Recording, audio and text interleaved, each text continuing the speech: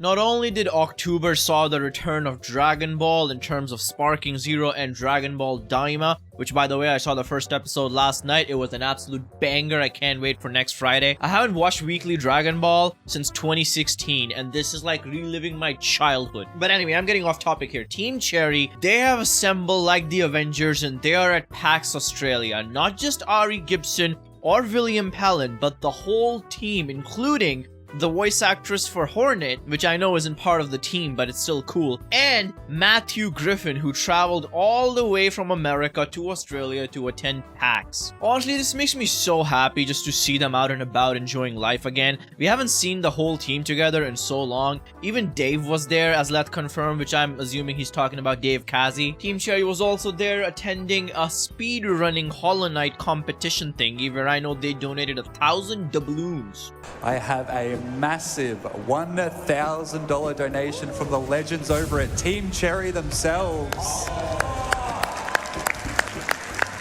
And I just think that's so wholesome, man. It warms my heart.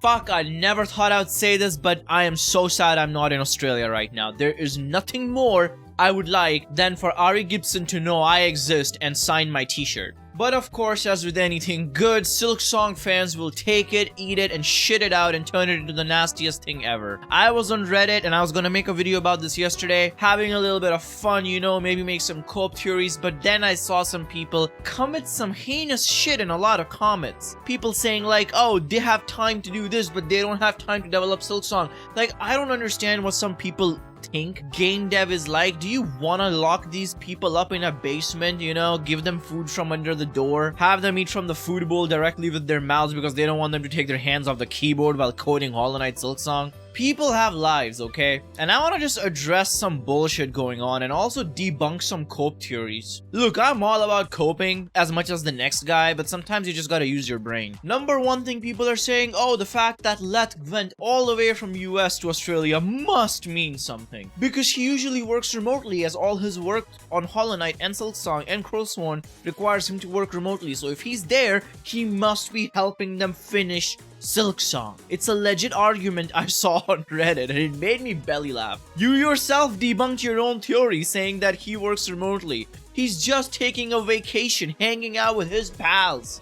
Why would he need to travel to do work for Silksong? That makes no sense. Which leads me to the next debunk, where I see a lot of theories that Silksong will be out in November, that they're gonna announce it at PAX, and then it's gonna be out 2-3 weeks later in November. People just completely forget that Let, the guy who's in charge of doing all that, is very against releasing indie games near the end of the year, because end of the year is reserved for big AAA, big budget banger titles. I mean, Sparking Zero just came out, Silent Hill 2 just came out, we're gonna have more games coming out now and then TGA. The point is, even if the game was finished right now, ready to release, they would not launch it now, because Let is fully against launching a game in later half of the year, let alone this close to the end of the year. Plus, if the game was ready for November, they would launch it around Christmas or TGA for like a shadow drop. A November launch is the most unlikely scenario to happen. We have a better chance of an actual blog post from Team Cherry than we do that a November release will be a thing. So let's just get that out of the way and out of our minds. But I don't want to leave you on a depressing note. I do have one theory which is very logical and makes a lot of sense if you think about it. If you guys notice, Team Cherry has been traveling a lot lately, attending a lot of game events. And Ari Gibson, and especially William Palin, have mentioned in a lot of Hollow Knight interviews in the past that when they come close to launching any kind of DLC or even the launch for Hollow Knight, they go into big crunch months where they do a lot of cramming and a lot of dev hours without a lot of sleep, I'm assuming, just crunching hard night after night till the thing is done. I remember them talking about how tired they were before the launch of Hollow Knight, and then they went to bed and it was nighttime in Australia and it was Let who pushed a button to launch Hollow Knight on Steam. They work on crunch time when it comes to nearing the end of development. And correct me if I'm wrong, guys, I wasn't super active in the Silksong shenanigans last year, but Team Cherry wasn't really cited at all these, you know,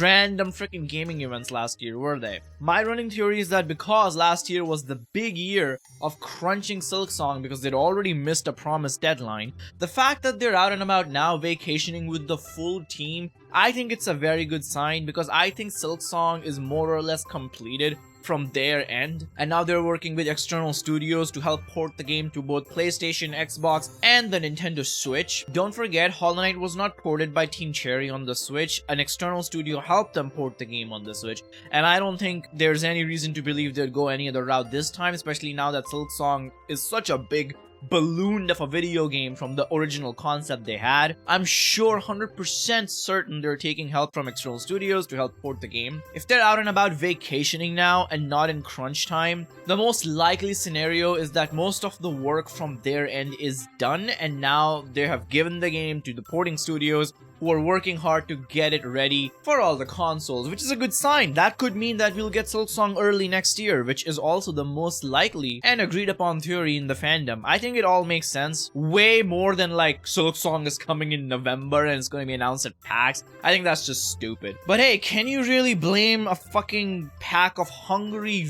riled up, starving Silksong fans? So yeah, let a man cope, I say, but please be respectful and don't pretend that Team Cherry are some rabid animals who need to be locked up in a basement and all they can do is just work on Silksong, and God forbid they're like out and about having fun with the whole team. Again, the fact that the whole team is together, I feel like it's the last hoorah that they'd finished most of their work and now it's just porting and other launch things that are gonna come later when the game is fully polished and finished and ported to all the consoles. But yeah, I have my fingers crossed. Let's see what happens. I just wanted to let you guys know what's going on. I will be returning to Dark Souls 3. In fact, I plan to record a video right after I upload this one. And about the Deltarune video I uploaded, if anyone's curious, I gave it a lot of thought. The video didn't get a lot of views or the 500 like goal that I set out, but I also want to really finish it. A, it's not a lot of content in Deltarune right now, and B, I just had a lot of fun doing it. So I'm thinking I'm going to alternate Dark Souls videos and Deltarune videos till Deltarune is finished. And once that's finished, I might replace that series with 9 Souls. Rest in peace, my plans for Bloodborne. If you're out of the loop on that, well, my monitor doesn't support my PlayStation, so I have no way of recording the content. Unless Sony releases Bloodborne on PC, but I think we'll actually get Silksong before we get a Bloodborne port. That's all I wanted to talk about. Thank you for listening to me, Primacon, signing out.